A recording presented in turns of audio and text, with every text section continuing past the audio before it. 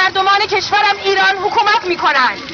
رژیمی که در قانون اساسی آن تفاوت‌های زیادی بین زن و مرد و مسلمان و غیر مسلمان واقع می شود و حکومت ناعادلانه ای را برپا کرده.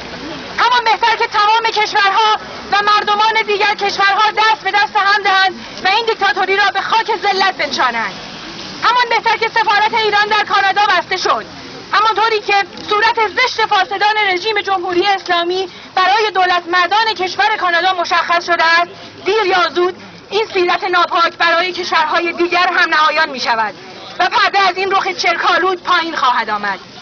ما امروز 28 سپتامبر 2012 اینجا جمع شده ایم تا از دولت سوئد بخواهیم تا مثل کشورهایی چون کانادا و انگلیس سفارت ایران را در این کشور ببندد و کاری کند تا هیچ جاسوس و دست نشانده آن دولت کثیف در این کشور نماند.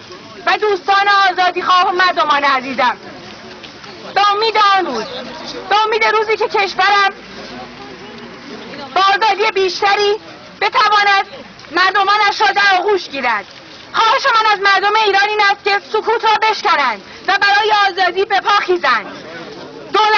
دولت و سران بی صفتش از پول و حق مردم بزمی راه انداختند برای خود که مردم با سکوت کردن خود و رقصیدن با هر سازی که آنها میزنند فقط این بزم و چپاولگری آنها را طولانی تر کرده و خود از همه چیز محروم میمانند. مرگ بر جمهوری اسلامی! مرگ بر